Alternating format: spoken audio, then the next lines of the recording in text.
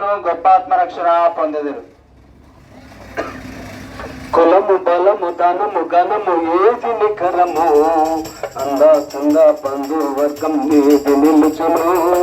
కులము బలము ధనము ఘనము ఏది నిఖరము అందాచంగా బంధు వర్గం ఏది నిలుచును. కాలు దాన కొరకు అతిశయము ఎందుకు కొంచెం నిలబడు, నేను వస్తాను వెనక కూర్చుంటా.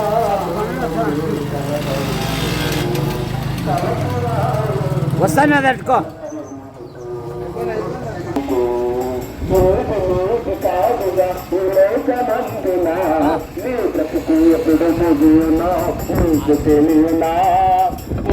నీకు కాదుగా ఈ లోకమందునా నీ బ్రతుకు ఎప్పుడు ముగియునో నీకు తెలియనా. క్షణికమైన బ్రతుకు పైన తపన ఎందుకు నాది నాది నాదనే. ఏ భేదము లేదు, అందరూ పాపం చేసి దేవుడు అనుగ్రహించి మహిమను పొందలేకపోతుంటున్నారు.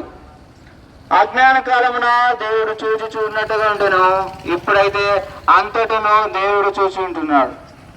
ఆయన యేసుక్రీస్తు నందు విశ్వాసం ఉంచుము, అప్పుడు నీవును నేంటి వారు గొప్పాత్మ రక్షణ పొందెదరు.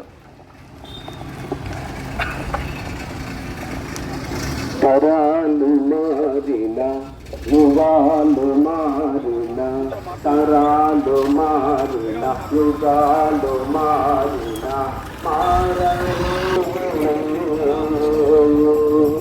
మారణు దేవుడే కనయతు మారణుడు మారుతున్న కోకములో దారి తెలియని స్థితిలో మారణు దేవుడు మన యేసు మారణు దేవుడు. తరాలు మారిన యుగాలు మారిన తరాలు మారిన యుగాలు మారిన మారణి దేవుడు మన యేసు.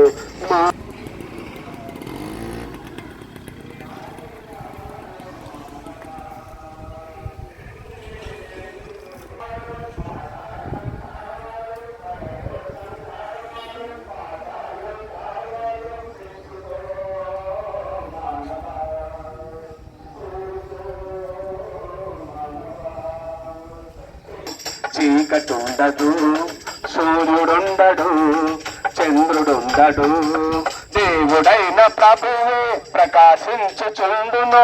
దేవుడైన ప్రభువే ప్రకాశించుచుండును. యుగ యుగములు పరలోక రాజమేలు చుండును. యుగ యుగములు పరలోక రాజమేలు చుండును. యేసు ప్రభుని నమ్ముకో పరలోకం చేరుతావు. యేసు పరలోకం చేరుతావు. ఏదారి కావాలో మానవ పాతాళం ఒకటి పరలోకం మరొకటి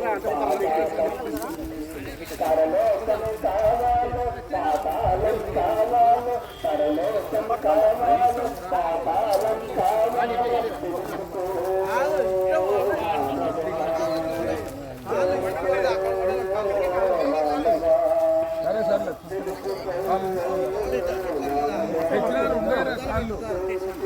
ఇదే రాళ్ళు వేసుకో, దింపండి దింపండి అట్లా పర్లేదు. ప్యాకెట్లో తీసుకోండి.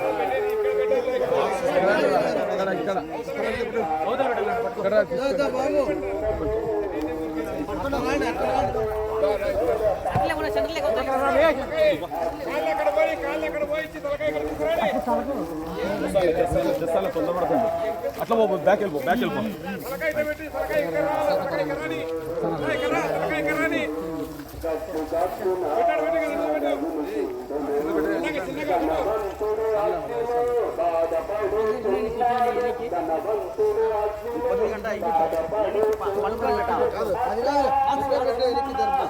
ఎత్తి పట్టుకో, వీడు ఎత్తి పట్టుకోవాలి, వీడు ఎత్తి పట్టుకో, ఎత్తి పట్టుకో సార్ జరుపు సార్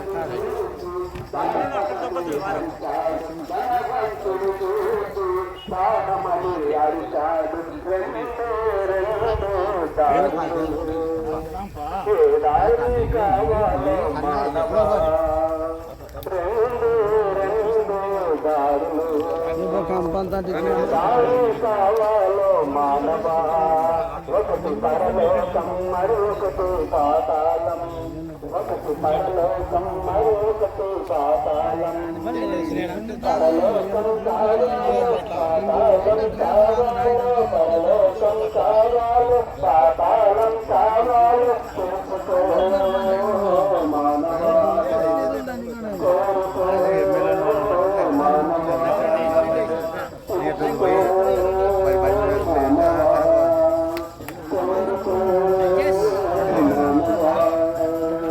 పుడతావు దిగంబరుగా వెళతావు దిగంబరుగా పుడతావు దిగంబరుగా వెళతావు దిగంబరుగా కాలి మేడలు ఎన్నో కడతావు కాంపౌండ్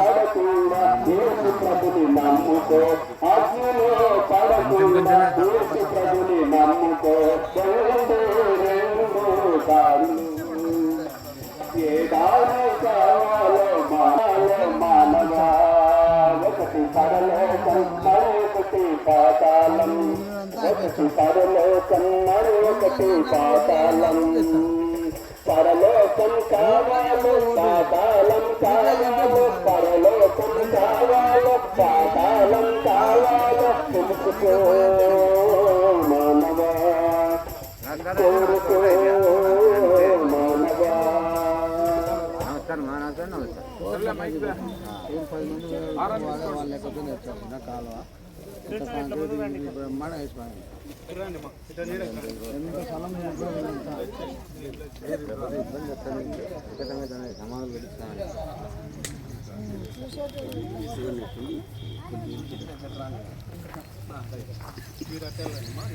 రంగనా మోసారు పక్కరండి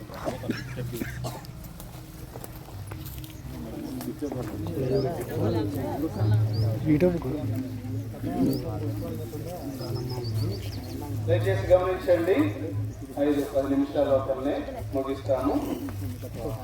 టెన్షన్ పెట్టుకోకండి.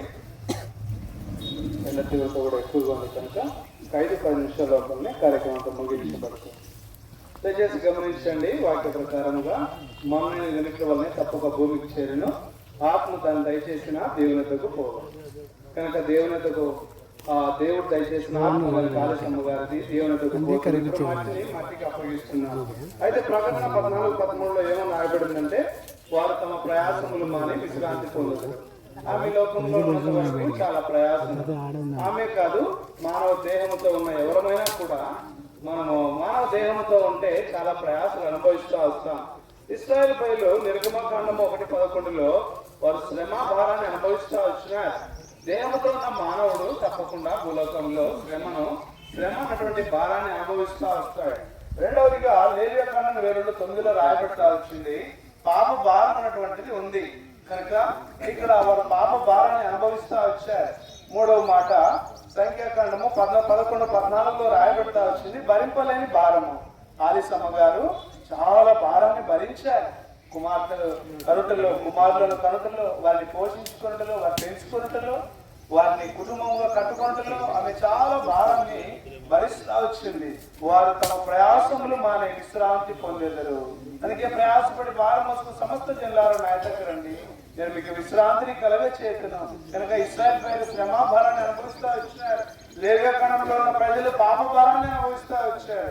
సంఖ్యాకాండంలో ఉన్న భరింపలేని భారము. కనుక మనం గమనిస్తూ వస్తే ఈ రాయబడతా వచ్చింది 66వ కీర్తన 11లో గొప్ప భారము. కనుక మనము ఈ భారాల గురించి గమనిస్తూ వస్తే ఇటువంటి గొప్ప మన భారం అంతా కూడా యేసుక్రీస్తు ప్రభువు సిలువలో భరించే. చివరిగా ఇంకొక చిన్న మాటలు చెప్పి నేను ముగిస్తాను. చూడండి, సామెతలు 27:3లో కోప భారము న్యాయపడతా వచ్చింది. ఇక్కడ ముగింపులో ఈ మాటను గమనించవలసిన వారంగా ఉన్నాం. ప్రతి ఒక్కరిలో కోపం ఉన్నటువంటిది చాలా తప్పకుండా ఉంటుంది. కనుక ఇటువంటి కోప భారం ఉన్నటువంటిది మానవునికి నెమ్మది లేకుండా చేస్తుంది. తన సహోదరుని విషయంలో మరి కోపాన్ని బట్టి తను ఒక చక్కటి దేవుని దృష్టిలో తను దేశదిమ్మరిగా అయిపోయాడు. కనుక కోపం ఉన్నటువంటిది దుష్క్రియ, అది సత్క్రియ కాదు. అది సమ్మగారు భరింపలేని భారమే కాదు, కానీ అయితే తాను భరించగలుగుతా వచ్చింది ప్రభువును బట్టి. ప్రభు ఎలాగో శ్రమ పొందాడు సిలువలో, అలాగే అతని లోకంలో శ్రమలు వచ్చినప్పుడు కుటుంబం కొన్ని సందర్భాల్లో పిల్లలను పోషించుకోవాలంటే, పిల్లలను చదివించుకోవాలంటే, పిల్లలకు సరైన పోషణ అందించాలంటే ఎంత భారమో ఈ దినాల్లో ప్రతి తల్లిదండ్రులకు తెలుసు, ప్రతి బిడ్డలకు తెలుసు. కనుక అటువంటి కుటుంబ భారాలు చాలా ఉంటాయి. ఆమె భరింపలేని భారము కనుక చాలా సందర్భాల్లో కొన్ని దుఃఖాలు, బాధలు ఇతరుల మన పిల్లల కంటే ఇతరుల పిల్లలు బాగున్నప్పుడు ఆ భారాన్ని భరించలేకపోయిన సందర్భాల్లో కుటుంబ సమస్యలు, అనారోగ్య పరిస్థితులు, ఒత్తిడులు, తొందరలు వచ్చినప్పుడు ఆమె చాలా ప్రభు ఎలాగో సిలువలో ఎండ బాధను సహించి మనం యొక్క పాప భారాన్ని మోసాడు. అలాగే ఆమె కూడా కుటుంబ భారాన్ని పిల్లలను తెలుసుకోవడంలో తప్పకుండా మోసం ఉంటుంది. అయితే ముగింపులో మనము యేసుక్రీస్తు ప్రభువు మన కొరకు ఎలాగో మన పాప భారాన్ని మోసాడో ఇది మనమందరం కూడా ప్రయాసపడి భారం మోసుకుంటున్న సమస్త జనులారా, కనుక ఆ ప్రయాసం మనకొద్దు, ఆ భారం మనకొద్దు. మన భారాలన్నీ ప్రభుకు అప్పగిద్దాం. కనుక మన భారాలన్నీ ప్రభుకు అప్పగిద్దాం. అందులో ఒక భారం ఏంటంటే కోపం అన్నటువంటి ఒక భారము. కోపము, అసూయ, సమస్త దుష్టత్వము మాని అంటే కనుక కోపం మన ఆగ్రహం విడిచిపెట్టదు. కోపము కీడునకు కారణం అంటే కనుక ముగింపులో ఉన్న చాలా సందర్భాల్లో ప్రతి మనుషుడు కూడా కోప భారాన్ని మోస్తూ ఉంటాడు. కనుక యేసుక్రీస్తు ప్రభువారు కూడా నీ కొరకు నా కొరకు ఆయనకు మేకలు కొట్టినా, ఆయనకు చిల్లలకు వచ్చినా, తనకు ముళ్ళ కిరీటం పెట్టినా ఏమాత్రము కోపం తెచ్చుకోలేదు. తండ్రి మీరేమి చేయించున్నారో వెనకాలని క్షమించండి. అంత కోపాన్ని సిలువలో విడిచిపెట్టాడు. ఎంతో ప్రేమ చూపించాడు, ఎంతో దయ చూపించాడు. కనుక దాసురాల ద్వారా మనము కూడా ఇప్పుడు ఇటువంటి కోప భారాన్ని నువ్వు విడిచిపెట్టాలని ఇష్టం. అటువంటి కోపాన్ని కలిగి ఉంటే చాలా నష్టాలు, చాలా ఇబ్బందులు, చాలా తొందరలు, కలవరాలు కలుగుతాయి. కనుక ఆ కోప భారాన్ని మనం విడిచిపెట్టి మనము యేసు రక్తంలో మన పాపాలు కడుక్కొని మనం ఆయన ఓర్చుకున్నట్లుగా మనం కూడా ఓర్చుకొని పోవటం ద్వారా ఆమె ధన్యకరమైన ఈ సమాధి జీవితము మన జీవితాల్లో కూడా మనం కూడా ఒక దిన మన ధన్యకరమైన సమాజ జీవితాన్ని అనుభవిస్తాం. యేసు రక్తం ప్రతి పాపను కడిగి పవిత్రులుగా చేయను. రెండు యేసునందు విశ్వాసం ఉంచుము, నేను గొప్ప ఆత్మ వచ్చిన పాప క్షమాపణ ప్రయాసం అని విశ్రాంతి పొందుతారు. అటువంటి విశ్రాంతిలోనికి మనం అందరము ప్రవేశిస్తాం. దేవుడి మాటను దీవించి కుటుంబాన్ని ఆదరించి కుటుంబాన్ని బలపరిచిన గాక. దయచేసి ఎవరైనా చూడవలసి ఉంటే ఇటుగా వస్తే ఇటుగా వచ్చి ఇటుగా వెళ్ళండి. దయచేసి చూడడానికి అవకాశం ఉంటుంది.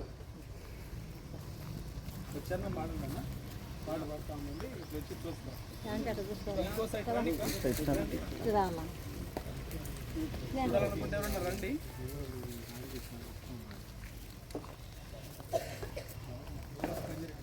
ఇప్పటి నుండి ప్రభునందు మృతులైన వారు ధన్యులు అని బైబిల్ చదివిస్తా ఉంది. మనుషులు ఒక్కసారి మృతి పొందవలెను, ఆ తర్వాత తీర్పు జరుగునని బైబిల్ చదివిస్తా ఉంది. మనలో ప్రతి వాడును తన గురించి దేవునికి లెక్క అప్పగించాలి. మానవుడు పాపములో పుట్టి, పాపములో పెరిగి, పాపములో జీవిస్తూ పాప పరిహారము కొరకై అనాది నుండి అనేకమైన ప్రయత్నములు చేయించున్నారు. మానవ ప్రయత్నములు దేవుని దృష్టిలో మురికి పేలికలు గనక అయ్యో నేనంత దౌర్భాగ్యులను, ఇట్టి మరణమునకు లోనకు శరీరము నుండి నన్ను ఎవడు విడిపించును? మానవుల పాపముల నుండి, దోషముల నుండి, అపరాధముల నుండి భూమి మీద ఎవరు విడిపించలేదు గనక దేవుడే లోకమును ప్రేమించి యేసుక్రీస్తు నామములో భూలోకానికి వచ్చి సర్వ ప్రజల పాప నివారణ కొరకై ఆయన సిలువలో బలియాగమయ్యాడు. యేసు రక్తము ప్రతి పాపము నుండి మనల్ని పవిత్రులుగా చేయును. ప్రభువైన యేసునందు విశ్వాసం ఉంచుము, అప్పుడు నీవును నీ ఇంటి వారు రక్షణ పొందుదురని బైబిల్ సెలవిస్తుంది కనుక ప్రియులారా, ప్రభువైన యేసును అంగీకరించి పాప క్షమాపణ పొంది దేవుని రాజ్యానికి వారసులు కావాలని ప్రేమతో మీకు మనవి చేయించున్నాం.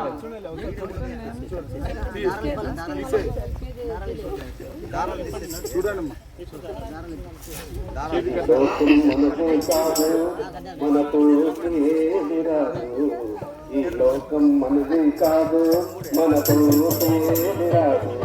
ఇది అంతగా ఇది మనసుకు పట్టని మాట, ఇది అంతగా ఇది మనసుకు పట్టని మాట. ఈ లోకం మనది కాదు, మనకు రాదు.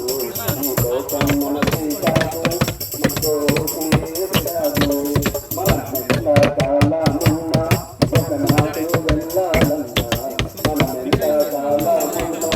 ఒకనాడు వెళ్ళాలన్నా, ఆనాడు ఉందామన్నా మనలుండాలి ఎదురన్నా, ఆనాడు ఉందామన్నా మనలుండాలి ఎదురన్నా. మనకు కాదు, మనకు రాదు. గురి అంతా గాలి మూత, మనకు పట్టని మాట. అంతా గాలి మూత,